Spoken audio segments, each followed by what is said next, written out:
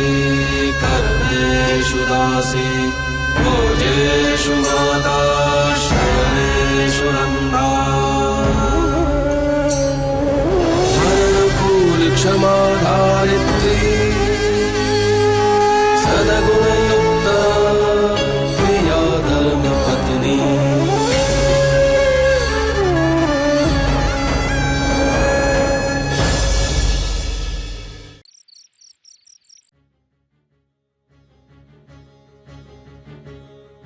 हर बार तुम्हारे दुख में मैंने तुम्हारा साथ दिया, तुम्हें अपनी सब चाची सहेली माना और तुमने मार दिया मेरे बच्चे को। हम दोनों ने भी एक ही गलती की है, तुम जैसे छोटे लोगों को अपने मुंह लगा दिया हमने।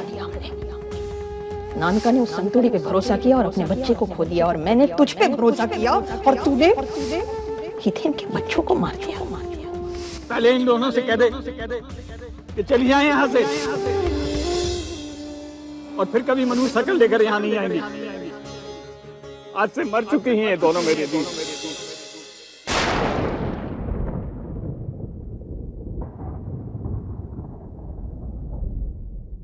अरे कृष्णा बेटा, तुम उठ क्यों गए? बात करनी थी माँ। मैंने सबसे पूछा पर कोई बता रहा ही नहीं। मैंने बड़े काका से पूछा कि बड़े काकी ने आपको थप्पड़ क्यों मारा, पर उन्होंने कुछ नहीं कहा। दादी से भी पूछा पर उन्होंने भी कुछ नहीं कहा। माँ बताओ ना, उन्होंने आपको क्यों मारा थप्पड़? कृष्णा बेटा अभी सो जाओ, देख बहुत रात हो गई है ना, सुबह को मैं बताऊंगी। मुझे नींद नहीं आ रही। बेटा सो जाना, मैं कल बताऊंगी ना। बताओ ना माँ। अच्छा तुझे नींद नहीं आ रही ना, चल मैं तुझे नीचे ले जाकर लोरी सुनाती हूँ। चल। मालकिन एक बात बोलूं? बोलो चंपाकली। मेरा ही पति ऐसा करेगा, मैंने सोचा ही नहीं था। अच्छा हुआ मालिक ने उसे सजा दी, वो इसी के लायक है। लेकिन घर में सबकी नजरों में मैं नहीं चंपाकली, तुम्हें तो खुद पर गर्व होना चाहिए। न्याय के लिए तुम अपने पति के विरुद्ध भी गई। सब तुम्हारे बारे में गलत नहीं सोचते। मालिक को पूरा विश्वास है तुम पर। अगर ऐसा कुछ होता तो मालिक तुमसे जरूर कुछ कहते ना। अब रोना बंद करो और चलो, रात बहुत हो गई, सो जाओ। चलो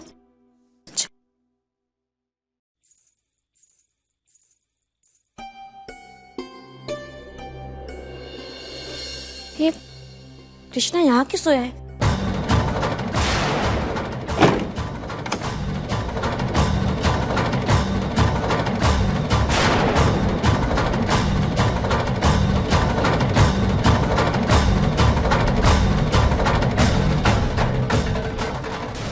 ये तो हमेशा बहना के पास से होता है ना।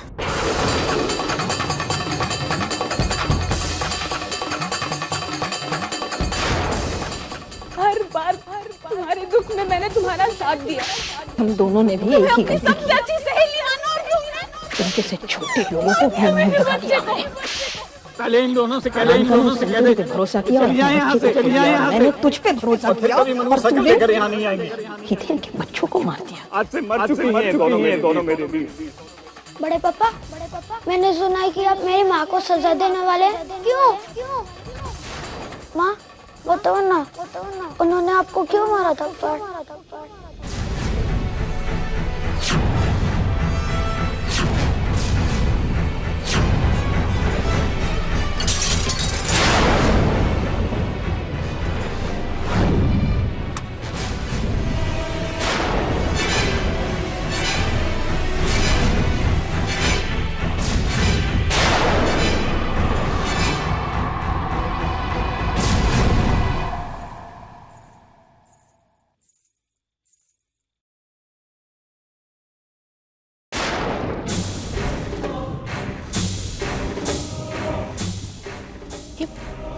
धुआं कहाँ से आ रहा है?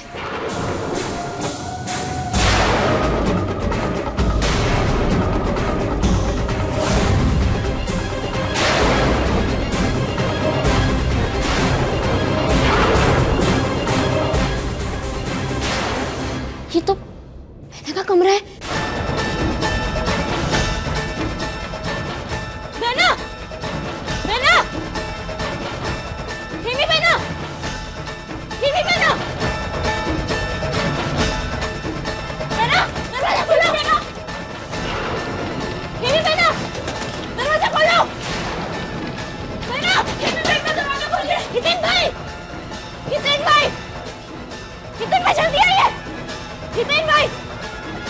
जितेन भाई, जल्दी आइए।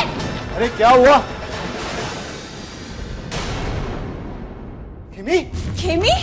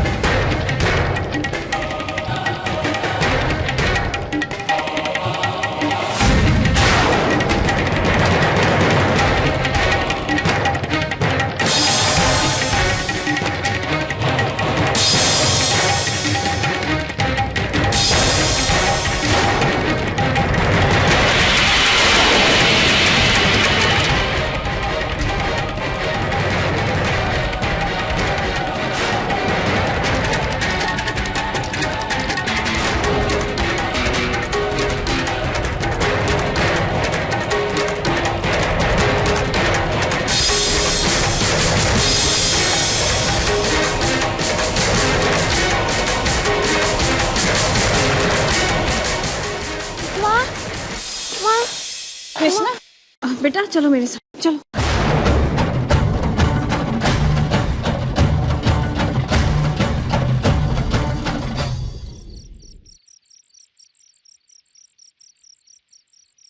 क्या करी थी तू?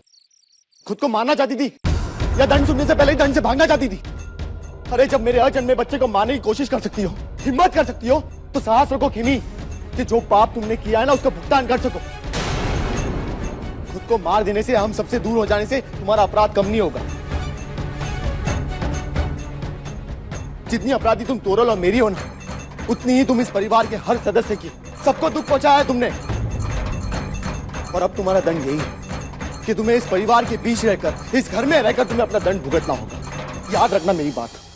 मैंने शू करवा गई थी तू हैं?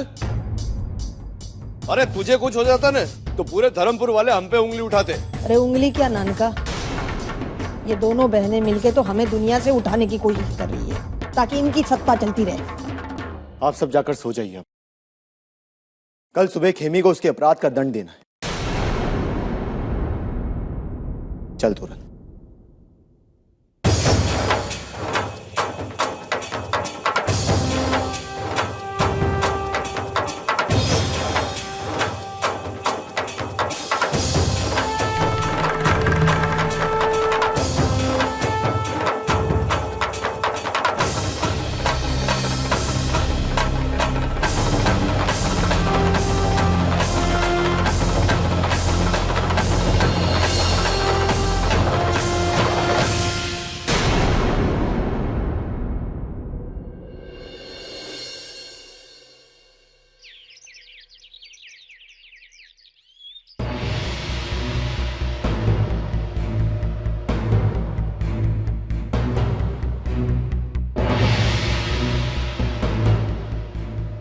बोल दिख रहा, क्या निर्णय लिया? खेमी को दंड देने के बारे में मैंने बहुत सोचा, लेकिन यह अधिकार सबसे ज्यादा उसका बनता था जिसे इसके घिनौने पाप से सबसे ज्यादा दुख पहुंचा। बच्चा खोने का दुख तो सिर्फ एक मां जानती है। अब यह निर्णय तोरल करेगी।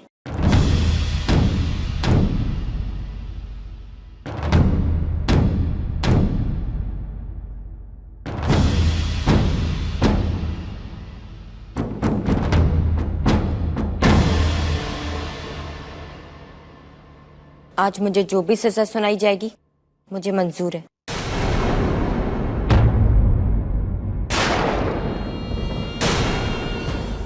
तुमने मेरी कोख उजाड़ी है खेमी। इतने सालों से मेरी ममता की हत्या करती आई हो तुम, इसलिए आज तुम्हें एक नहीं 2 सजा मिलेगी।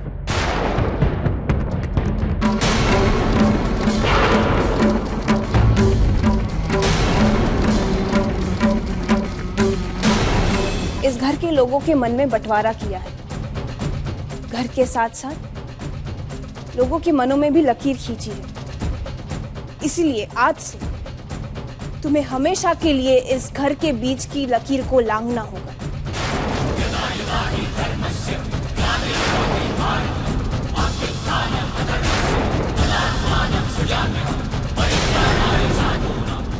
और जिस कोख को तुम बार बार उजाड़ती आई हो ना, उस कोख की, उसमें पलने वाले बच्चे की और मेरी सेवा तुम्हें करनी होगी।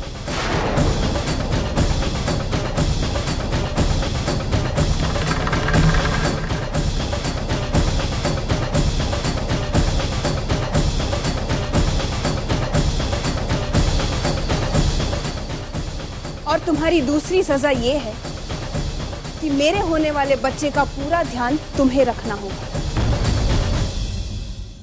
जिस बच्चे को तुम इस दुनिया में आने से पहले विदा करती रही थी, अब उस बच्चे के दुनिया में आने के बाद उसका पूरा ध्यान तुम रखोगी।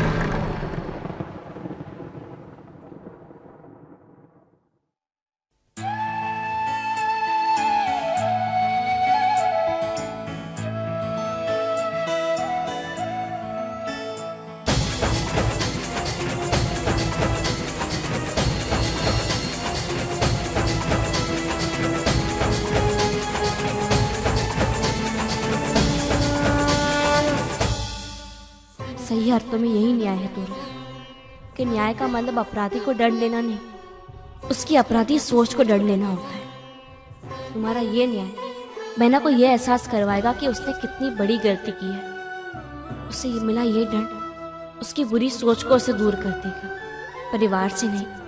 ये न्याय करके तुमने न्याय की गरिमा के साथ साथ मैया वंशी परिवार की मर्यादा भी बनाए रखी है।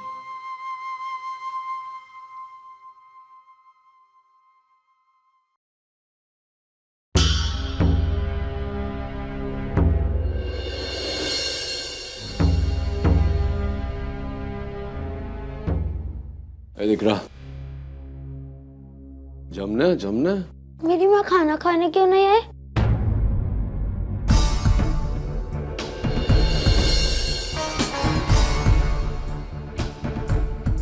अच्छा, इसलिए नहीं है क्योंकि बड़ी माँ ने उन्हें चाटा मारा था।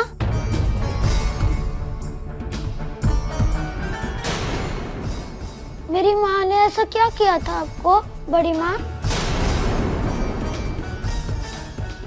बोलो ना। ये देख लो भैया, इधर आ मेरे पास।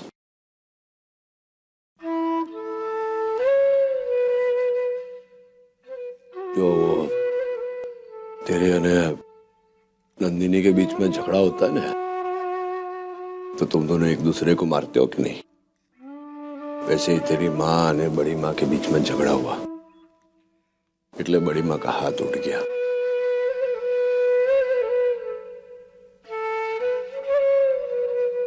अगर ऐसा है तो माँ को आज सजा क्यों मिली है? बोलो ना दादू। चल एक काम कर, अपन बाहर घूम के आते हैं। हाँ, मैं तुमको समझाता हूँ। आजा चल।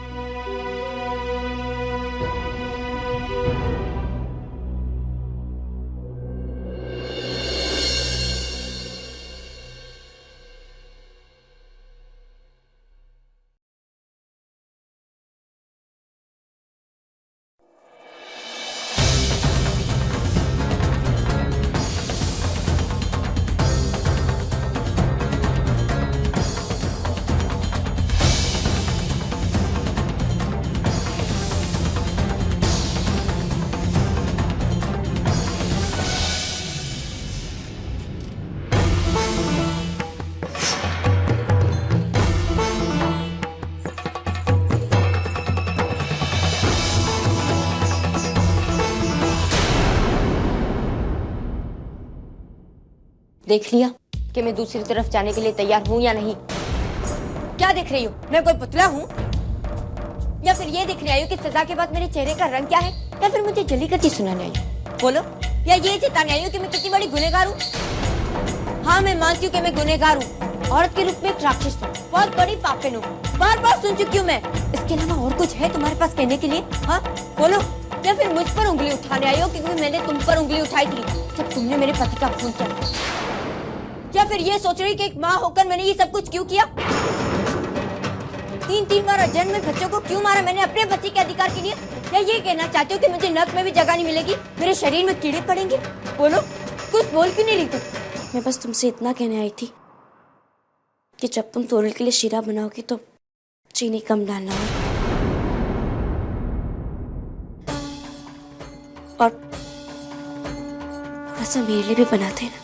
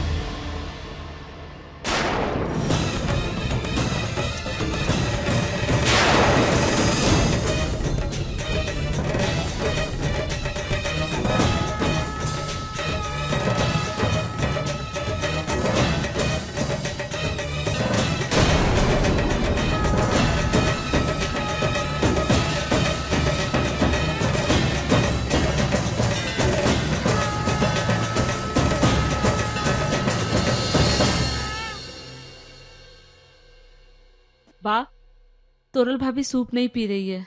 क्यों? वो कह रही है मुझे सूप पिलाने की जिम्मेदारी खेमी भाभी की है और जब तक वो नहीं पिलाएगी तब तक वो नहीं पिएगी।